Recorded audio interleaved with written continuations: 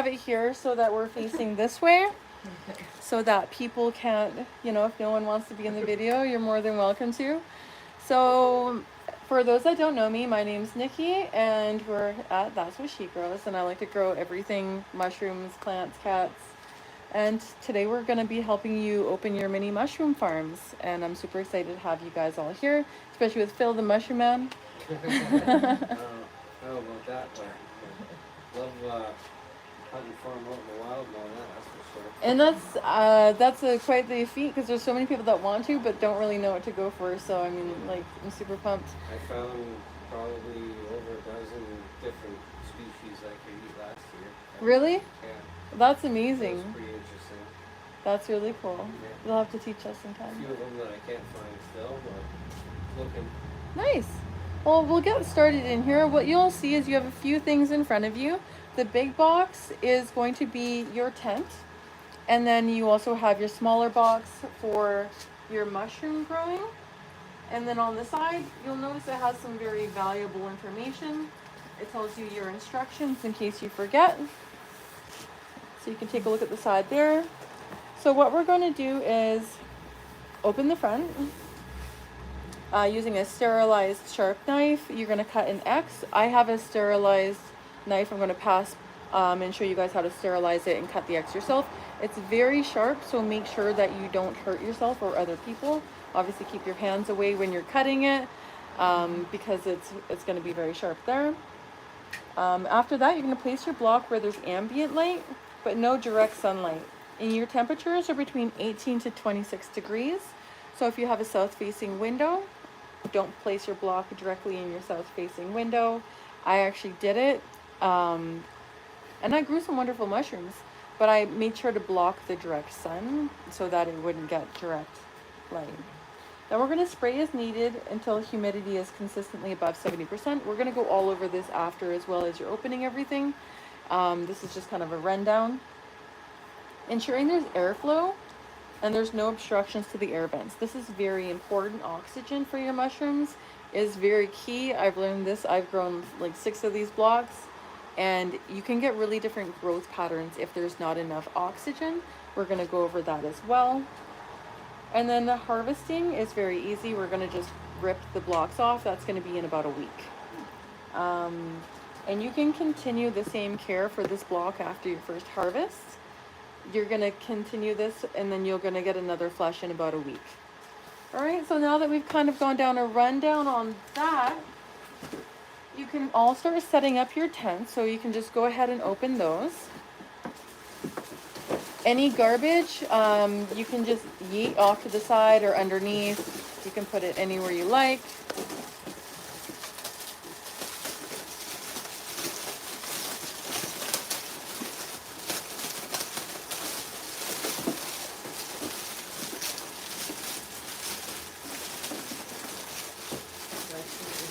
I can take the plastic wrapper. If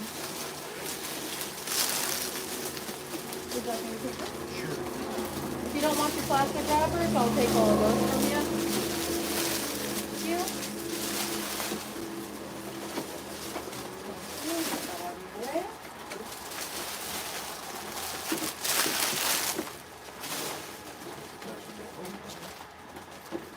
So you'll notice that there's, oh, sorry? Yeah? We have baby kittens in the store. They're 5 weeks old from Pet and Wildlife Rescue. We like to foster and take care of all the babies. Perfect. You did an amazing job at setting that up. It took me a while. I'll take all of this week.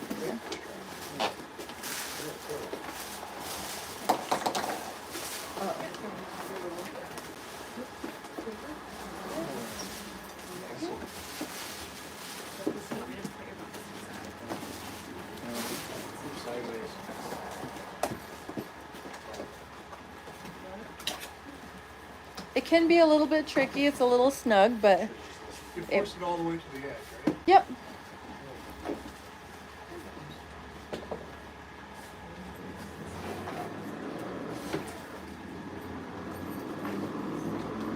So you'll notice there's other 2 boxes in with your tent. You one of them is a spray bottle, and then we're going to be passing by some water to fill those up after. And the other one is a hygrometer, or temperature and humidity.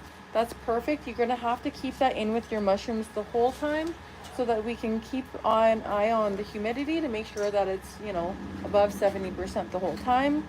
So you can go ahead and set those up now. You'll take the back off and then remove the plastic bit, put the battery back in, and then close it. I can tell everyone's already doing a much better job at this than the first time I attempted it. It took me 5 minutes to like learn how to take the back off, because I'm not good at menial tasks, but even I can grow the mushrooms. Yeah, and then there's a plastic piece. I know the humidity is up there, that's for sure. Well, you can tell on your new humidity monitor, what it's 74. 72. Well, if it's actually interesting, if you're holding it in your hand, the humidity is going to show as higher because your hands are producing humidity.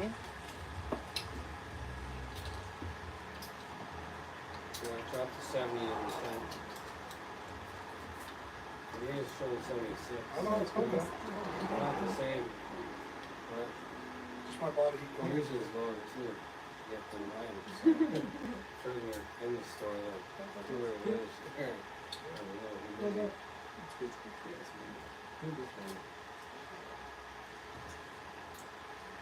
What's your crack in that door for food? You got speed racer, some of you are all finished. She doing okay with the battery? Yep, just trying to get the case back on. So, Oh, there you go.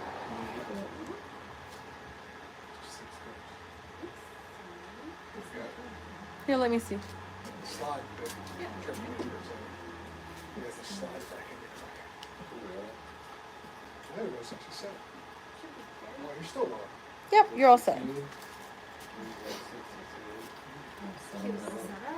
Right? They're so adorable. So what I would do right now is I'd actually remove the doop. And inside the boxes, there should have been like a little alcohol pad. Did anyone find theirs? No? Okay, that's okay, because I actually have wipes here anyways too.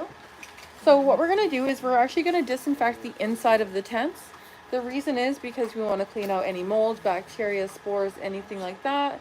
When the tents are being manufactured, we never really know, just like anything, we want to sanitize everything. I'll pass these wipes around. You can all take one and do a thorough clean on the inside of your tent, just to make sure that the only thing we're growing in there is mushrooms. There we go. Sorry, fish in my hands this morning.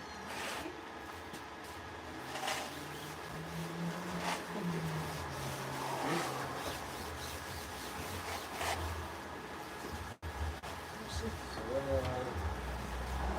kind of wipes are these? These are preamp wipes, one-step surface cleaner and disinfectant.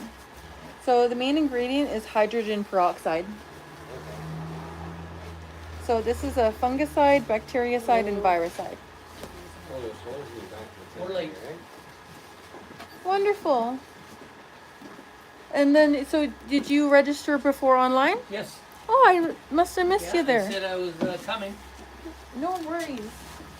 Which ones were you doing? The blue pink oyster or Nevada blue? Wasn't even asked. It just said on there, if I just put on there I was interested, and then I said I was going, and that's it. Oh, so you did on the Facebook, not Yes. on the website. Right. Oh, no worries. We can get you set up. So We we can have. leave, it's okay. No, you're more than welcome. We'll just move some stuff over here and get you set up. Oh my So you god. want 3 boxes? Sure. Perfect. And then it was $75 a person. Oh. Yep. That's why you did register. Oh, that's On the why. website. I was just here with that. I don't know. I've got my, Yeah, we'll make another one later on, that's okay. When is your next one? We're not sure. Oh, Yeah. but you're gonna probably I've got my phone. We have 3 extra kits too. If you want, you can always take them home to do as well. Jill? That's what. It's so plastic. Oh, no worries. What are their names? So these are some of our rescues with the Pet and Wildlife Rescue. So they are all they're 5 weeks old and they're going to be trying to find new homes once they get a little older. I don't know. I just can't keep going. No worries. Yeah, feel free to reach out and we can get you set up.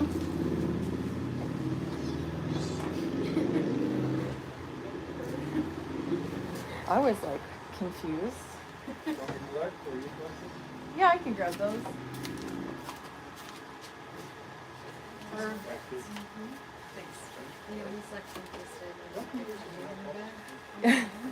I can grab that from you.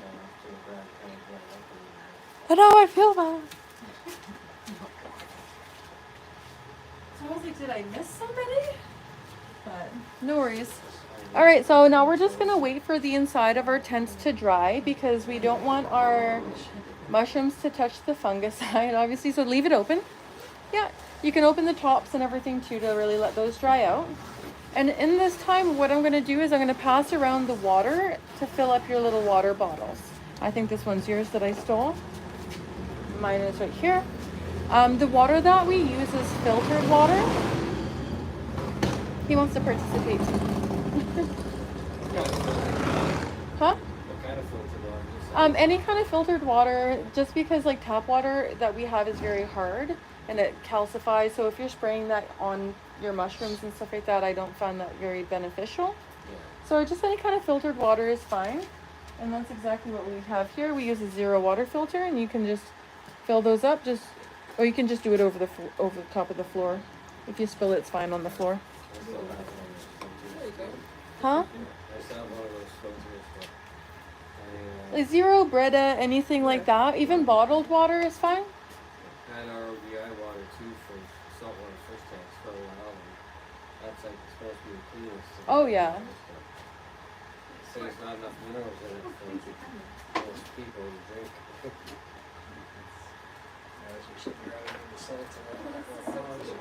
Right?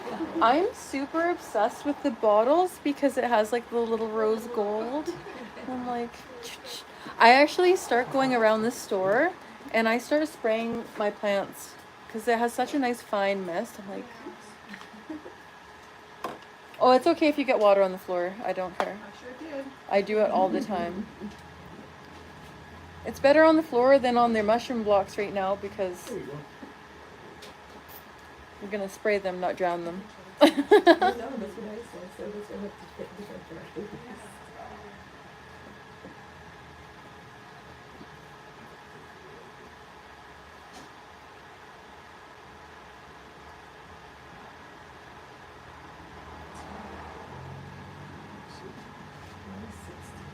Yeah, on the Facebook it had a link to register. Yeah.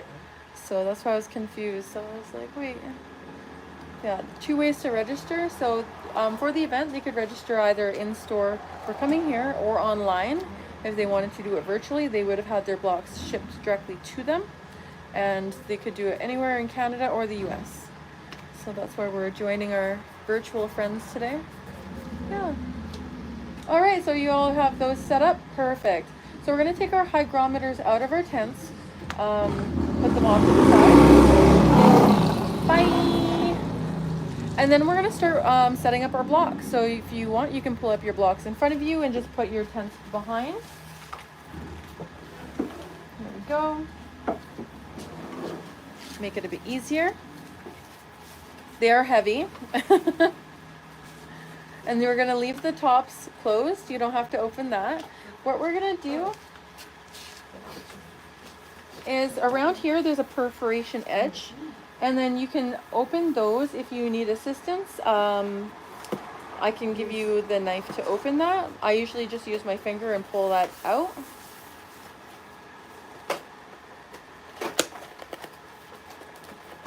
The perforations are pretty nice, so it's pretty easy to do. See? That was the right way. Yep.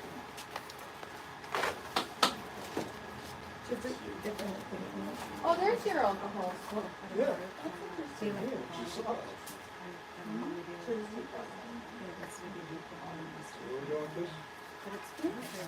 Oh, we're gonna go over that in just a second. We have to take the whole out. Yeah, so just like this. Yeah, so you're gonna go around the whole perforation, just, The alcohol's one thing, but it's- yeah, that shouldn't be inside the box, but at least you found them, you can save them for later. I got the blue oyster. I got blue oyster, correct? Yeah, I think so, it should say on the back. Yeah, I got blue oyster. Perfect, everyone has their things off? Alright, so then what we're gonna do next is we're gonna sterilize a knife and we're gonna cut an X right across here from the corner to corner. So you can use your little sterilize guy. Do not cut yourself. If you do, that is your own fault. I am not causing liability. Long night experience. Don't fail If me. anyone's not comfortable using a scalpel, let me know and I can do it for you. We want to make sure that all of our utensils are sterile when we're doing that because this is a very humid environment and we don't want to be growing anything except for mushrooms. Just an X. Yep, so you're going to go from corner to corner. Back it up.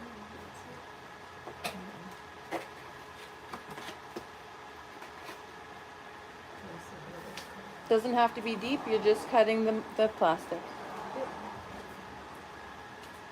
Onions.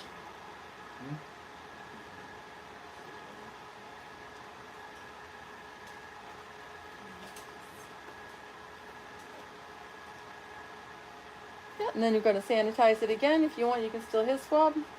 I have a fresh one, so I might as well use it.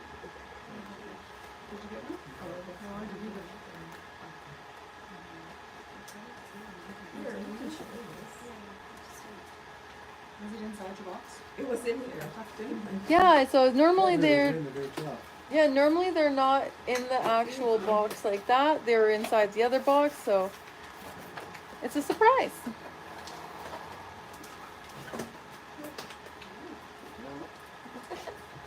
You didn't get one? No, Oh, it's okay. you can show me this. That's cool. So it's like, this looks like an envelope. So on the top of your bag, you'll notice there's a little patch. That's an oxygen patch so that the air can still get inside the bags. Yeah. Mushroom bags are specifically made with, so that only lets a certain micron into the bags, like oxygen, but it keeps the bacteria out. The bad funguses. It's interesting. I don't like the outside. Yeah, hopefully.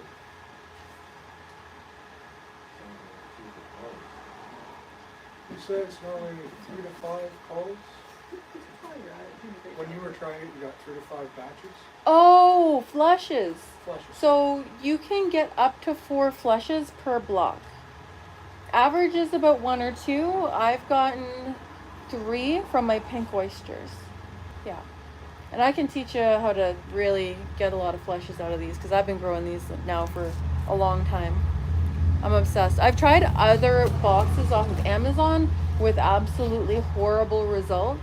That's why I absolutely love this product and why I'm encouraging people to go with Mini Mushroom Farms because not only is their customer service absolutely phenomenal, he wants you to succeed. If they don't grow for any reason, like you don't even get one flush, you can contact them and they'll help you out.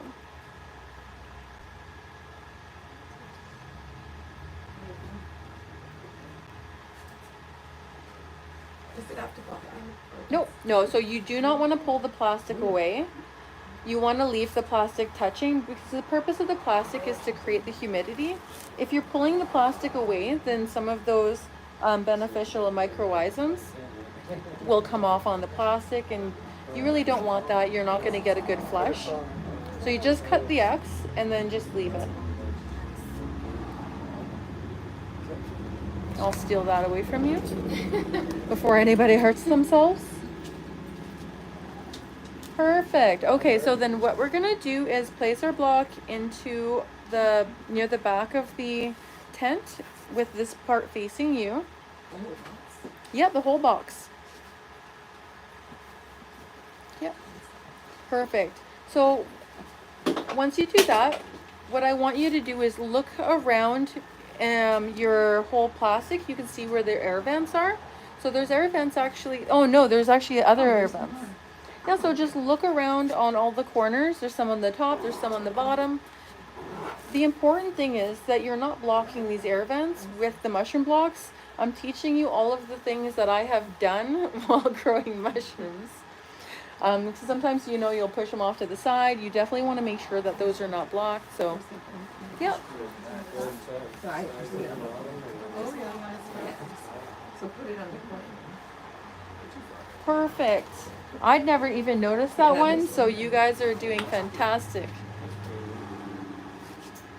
Yeah, and then at this point you can put your little hygrometer in there. Somewhere that you can see it, anywhere it can stand up if you like. Perfect. And then what we like to do is zip up the whole top.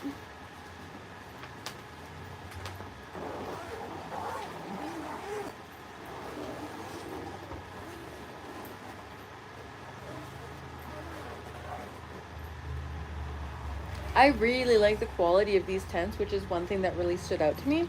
I wasn't sure whenever you're ordering online how well it's going to be. I've been growing in these several times over. The plastic is still very pliable. It hasn't really dried out or anything. I've grown 3 kits in this one particularly, and it still looks fantastic. You can keep reusing it. You can put up to 2 blocks in each of your kits. So after, when you take these home, if you want to keep growing, you can buy multiple kits at a time and grow multiple mushrooms. One thing that I will say when you're doing that, keep an eye on the temperature because they will produce heat, right? As they're expanding and growing, they'll start to get warm. So if you do have more than 1 block, you're going to want to keep it in a cooler area or have more ventilation and spray it more often. Right now, so what you can do is start spray the inside of your tent. I like to spray everything, the tops, the bottoms, the box itself. Yep, I spray the door. But not the face where we cut the ends. I do. Oh, you do? Yeah. They say not to spray the mushrooms. I will spray them until they start to be bigger.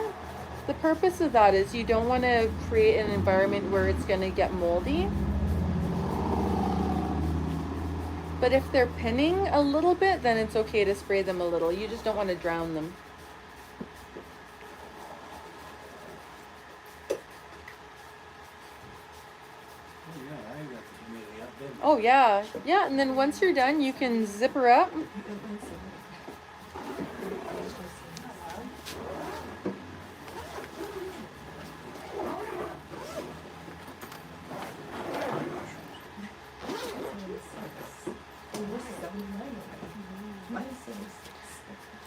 So one of the best things, I'm glad that you're all paying attention to your humidity. So we're trying to keep it above 70%. What I found personally works for me. That's kind of almost impossible. Not really, but sometimes you don't have like three times a day that you want to be spraying. As long as it's above 50%, and you're spraying it up to 70% at least once a day. If it drops to 50% during the night, that's perfectly fine. Don't have a panic attack about it. You're good. At least once or twice a day in the mornings or evenings, just give it a good spray so that it's above 70. And one thing that I definitely learned is to keep extra ventilation. So we're doing it on the opposite corners. All right, so a couple of inches here, and then a couple of inches here.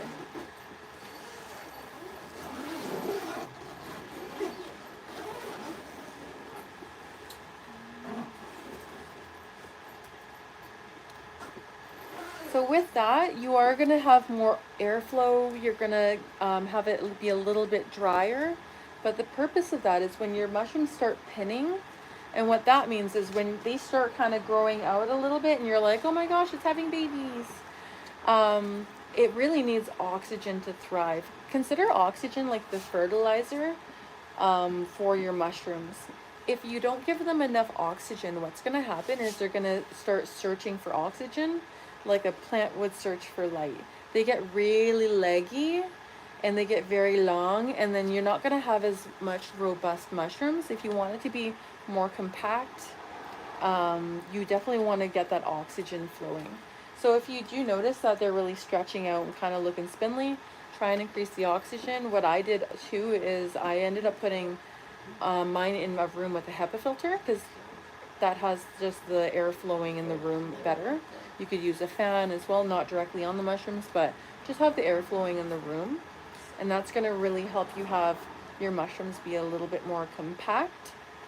And I've grown them everywhere in south facing window with like a shade, as well as in my darker bedroom.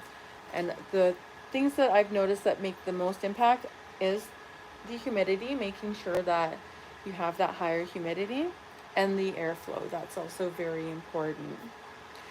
Is there any questions so far? No. I'm just taking notes. Are you? So is Adrian over there. I'm like, he's got his book out and he's writing away. I don't have the best memory. So like, Me too, sisters. We may be posting this video too on our YouTube channel.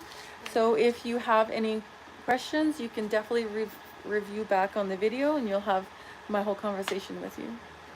Hi, Rachel. Hackers. My main Yeah. question was how to grow more blocks from this one block kind of thing. Absolutely. Yeah, so we can kind of go into that too. Like, you can use these blocks to regrow your other blocks. So you may have a smaller yield, or the quality may be quite different. The reason for that is these blocks are grown from spores. The spores are then put into like an agar and grown, and then they use that to do these blocks. After these ones are done, that's a really great question. So after these blocks are done, you can break them up and compost them in your yard as well. It's great for your soil. But as you were saying, if you wanted to use these to regrow your blocks, you can. You would need to get mushroom bags and then growing medium. Growing medium will vary depending on what kind of mushroom you have. I believe the oyster mushroom's like a hardwood. And then you get that and you mix it with some wheat bran or other substances. You get that wet, but you have to sterilize this as well, right? In your mushroom bag, so you have to have like a pressure cooker or instant pot, something like that. There's so many different ways that you can actually keep growing. You can use a cold method as well, where you're actually using lime to clean your growing medium. But that's usually, I find, if people are using hay and then they're making lime water and soaking that. There's so many different fun ways to grow different varieties of mushrooms. So if you don't want to go down that rabbit hole, this is definitely the best and most aesthetic way, because you know that they've been properly prepared, heat sterilized and everything like that. If you're like Phil and you want to definitely get growing and you're out harvesting and picking, I think it would be definitely fun. And we can go in more into that after. I went down a rabbit hole on YouTube myself, and I learned all the different ways to grow all different kinds of mushrooms, and it's fun. There's a method where you can actually take wooden poles and you drill holes into them, and you seed the mushroom spores into those, and you leave them outside. I was thinking of doing something like that with this after or something. Yeah, that method takes, I think, 2 to 3 years. Yeah, it'd be a while. Yeah. Whereas the method where you're using the hardwood in the mushroom bags, that one is like a couple of weeks. So, With that method, I'd point out you gotta watch it for mason bees, taking up poles and taking up homes in the elbows. for the outdoor method and the poles, Because they love little tiny holes, they're tinier than you think. mason, carpenter bees. They're great big things like that. I got one in the shop. That's interesting. I don't think I've seen those, so that's a good point. But yeah, so that's pretty much how you set this up. So then what I'm gonna also go through is the light, as I said, ambient light. That's kind of important, not as important as I would say the oxygen and the humidity. Those are the two things you really want to look for. So just keep an eye on it. If you have to put an alarm on your phone, at least check it once a day and just drown it. Just spray it so that it's super moist in there. What I was also doing is putting in a cup of water, right? Just a cup, a plastic Just cup. evaporates in the cup, yeah. Yep. So that if you miss one, then at least you know that there's some kind of evaporation. Mhm. I noticed probably about a 5% degree in humidity difference as having a cup in there, which was wonderful. I really appreciated that. Just make sure you're oops, goodbye. Hi, I'm Nikki. I'm always dropping things. Sanitize the outside of your cup and make sure you're still using that distilled water so you're not getting the calcium buildup on the inside of your tent. You'll start noticing them growing in about 3 to 4 days. If it takes a week for them to start pinning, that's completely fine. It just depends on the environment and the humidity. The higher humidity you have, the faster they're going to grow. The drier they are, the slower that they're going to grow. If you keep it really humid, you probably expect like a flush within about 7 days. In 3 to 4 days when it starts pinning, that's when the excitement really starts happening. Once they start growing, they grow quickly. Very fast. I didn't know that. I've left for like a whole weekend because they will be at the store, and I come back and I have like giant mushrooms and they spored all over the place, which is also the important part to having your tent, because when it spores, which if you're like me, you leave it to the last minute to harvest, it's fine. Some of the spores will come out of the holes and things like that. You want to make sure you have your sanitizing wipes, wipe all of that down, try and get rid of all the spores as you can. Which brings me to the importance of these specific varieties of mushrooms require high humidity. So even though they may spore in your house, if your relative humidity in your home is 30 to 40%, you're not going to be growing mushrooms in your floorboards, right? So that's why these specific varieties are perfect for your home. If they do go to spore, you're not going to be growing like a low humidity mushroom out your carpets and floorboards. But if it does spore, just wipe those down, clean that very well, just to make sure. Try not to do them by a window that has rain coming in, because then you're going to have mushrooms growing out your window. I definitely don't know this from experience. Yeah. That south-facing window I was talking about, yeah, I leave that window open. So it's fun. They're actually growing on a terracotta pot that I have that were sitting beside my mushrooms, but I'm not mad about it. So that's that. Wipe down. That's a very great question. How do we know when they're done? I kind of went with whenever they spored, I'm like, oh, time to harvest. I want to wait until my mushrooms grow as big as possible, and so I was just waiting, and then I'm like, okay, it's perfectly fine to eat them when they've spored. I do that myself, and then I don't even rinse my mushrooms because they're not grown in manure, they're not grown outside, and you know what they're grown in.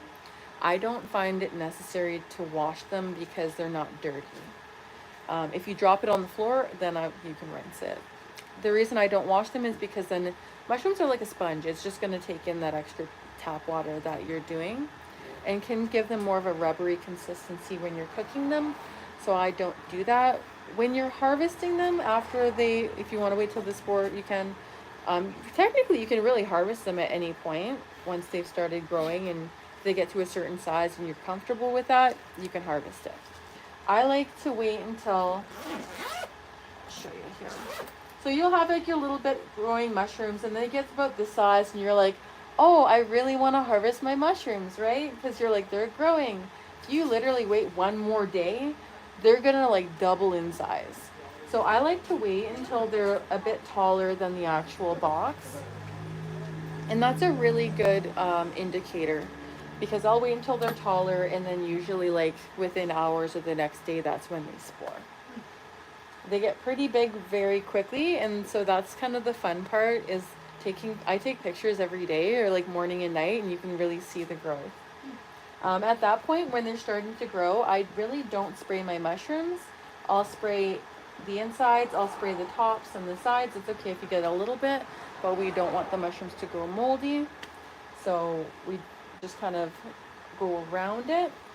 With the X, you can spray the plastic, that's perfectly fine. And one thing I can really appreciate about these boxes as well is I haven't had mushrooms growing on the actual cardboard. You would think that they would, but they don't, right? So there's no problem spraying the cardboard. I've been doing this since day one, and I've had no issues. Once it gets to be big enough and you want to harvest, it is so much easier than you think. You kind of like get intimidated and you're like, oh, this kind of seems daunting because you got this big mushroom. Where do I even start? Just grab it and just pull the whole thing off. It comes off pretty easy, or you can twist it a bit and it literally pulls off as like one big clump. Now, when you do that and take it off, I take a sharp knife and I'll chop off the growing medium from the bottom, and I'll put it in a paper bag and I'll put it in the fridge until I'm going to use it. You want to cook it within 24 hours, otherwise they start drying out and they're not going to be as good quality. Or you can dehydrate them and put them in soups or anything like that. I like to just meal prep with them. I gave you some recipes there you can try out. Freezing works. Too, Yeah. for a lot of mushrooms. Exactly. I like cook them and then I freeze them in the freezer. I like using them fresh as much as possible, but if you have an abundance, yeah, freezing is a good. Oh yeah, you'll get so many mushrooms off of these.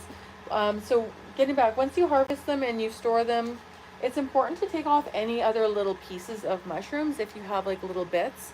The reason is if you leave those are potentially going to go moldy. They're not going to grow more mushrooms. So the base of the mushroom that you pulled off, you want to remove all of those little bits and pieces. That's going to be really important. I learned this the hard way. I was like, I wonder if it's going to regrow. When I say I've grown a lot of these kits, I mean, I've been like gung-ho. I had 4 or 5 right across here at one time. I was like handing out free mushrooms to people coming in. Like, oh, you like mushrooms? Here, have some lion's mane. Because I was getting like pounds of mushrooms. So once you pull all of that off, all you do is start from scratch again. You just keep on spraying it. If it's spored, you can wipe them off. You can leave them. I've left them. The spores on the plastic don't really regrow from my experience. And I mean, mine was coated. It looks like someone spray painted the inside white because I left them a long time. Sorry, should we clean it? It's up to you. If you're doing a second flush and your first flush has spored, if you think that it's ugly and you want to clean the spores off, just use a disinfecting wipe. Just don't use a disinfecting wipe and close it, right? Use a take them out, use a disinfecting wipe, let it dry, and then put it in there. Because if it has a fungicide like this one, you don't want to be putting your mushrooms back in there until it's completely deactivated. Yeah, and then after you remove all the pieces, just once again, put your block back in there. Just keep spraying it. Keep that humidity 70%. The second flush can sometimes take longer than the first flush. The first one is like gung-ho, ready to go. And the second flush actually comes from any other unused parts of the mycelium. It won't really regrow from my experience back where you've pulled off that block. But all the little other edges that you've had, so if your first flush you don't have like a lot, but there's a lot of mycelium, your second flush is going to be so much bigger. I had that happen with my last pink oyster. My first flush, I was like, well, look at this dinky little thing, right? It was like this big. It was still a good amount. My second flush was like huge. So don't get discouraged if your first one isn't very big. I got 3 flushes off of that pink oyster, which was phenomenal. So yeah, just keep at it, making sure you're taking off the little bits. If you notice any discoloration, any black, any green, any blue, anything like that on your mushrooms, except for the blue oysters, that's a little different. You'll be able to tell if it's mold or if it's your mushroom, because the blue oysters are actually kind of more of a gray color, right? They're not like a bright blue. If you're noticing anything like that, that could be an extra fungus. We definitely don't want that. If you have questions, reach out to Mini Mushroom Farms on Instagram or Facebook. You can send them pictures and they'll actually let you know as well. You kind of can tell though. I've only had that issue with 1 out of like the 6 blocks that I grew. That was my pink oyster, because as I said, I let that one grow for a very long time and I left it in here just doing its thing. But what's everyone's humidities at? 86. 86? 87. Perfect. 92. 92. Got it. Overachiever. Love it. I don't know how. You sprayed more water than them. Maybe a little. Love it. Just so you know, the mushrooms. Absolutely. So yeah, you can have high humidity. That's perfect. I used to grow the magical ones a long time ago, back in high school. Like, You wouldn't believe how many years. people have come in here and told me, "Hey, look, I grow magic mushrooms," and I'm like, Aquarium. "I'm good. I don't need it." But yeah. That's back in high school. But I haven't done that anymore since then. All that experience pays off. For these guys. Yeah. Yeah. You can. Can you boil it? Rather have them for steak. There you go. 91. I don't know if boiling removes the calcium and stuff, right? So it's the hardness of the water that we want to remove. Is it distilled? Yeah, distilled water would work. Yeah, because I see them. Yeah, you could just get like a little bottle of it. Blow and the cheeks keep out of that. them, blow those now. I think that with that, the hard carbonates or calcium in the water would still probably be present. Though that would sterilize the water. I think like if you sprayed it, it would end up caking the inside. So it's up to you. You could boil it and let it All the cool. distilled will be fine. I think a bottle of distilled will make cleaning your tent and keeping your tent cleaner longer is the best. That's it, sure, I suppose.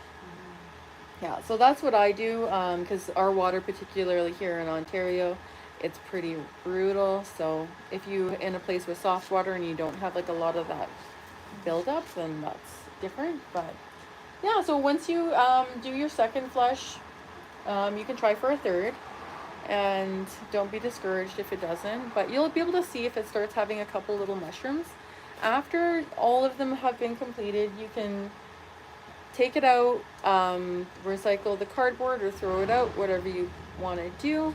You can take your mushroom kit out of the plastic. At this point, your hands don't need to be sterile if you don't want it to be.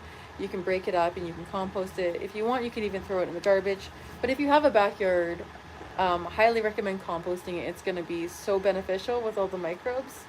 And you never know, if your soil stays moist, you may grow some mushrooms in your soil. I honestly, if it was me, what I would probably do, I've seen on some YouTube videos, people have like a shady tree and they put it underneath and break it up under with some compost, and then they put like wet cardboard on top for it to like start growing, and they're spraying it every day with their mushrooms. I kind of want to try that, but I have an apartment, so yeah. And then But it's cedar.